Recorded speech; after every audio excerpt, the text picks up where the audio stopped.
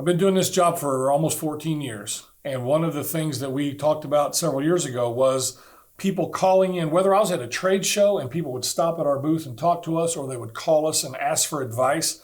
The amount of times I heard, I want to be the Airbnb of hunting, became kind of an inside joke here in the office. We actually laughed about it. And by that, I mean, it was dozens and dozens and dozens of times people would call and ask about being the Airbnb of hunting.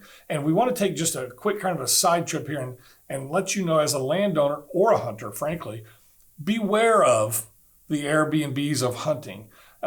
These websites, companies, self-listings, websites are popping up everywhere.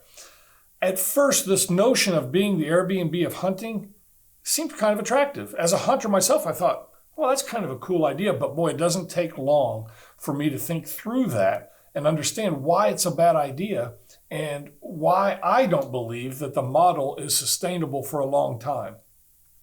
The day hunting or even week hunting has three flaws to it.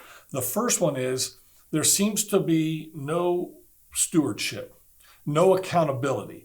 If landowners simply list land on a website and hunters just go hunt, who is making sure that those properties are not overhunted, that their resource is not being leveraged, out of whack?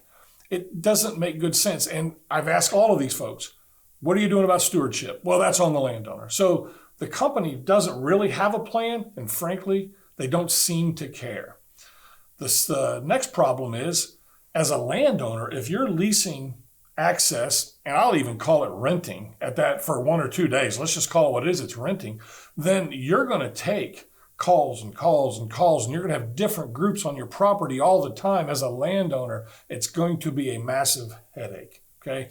And then lastly, and in my opinion, the most egregious problem with this model is that serious hunters, okay, men and women who want to travel, they want to harvest quality game, aren't going to hunt that way because they don't know who was there the day before. They don't know who was there last week. How did they hunt?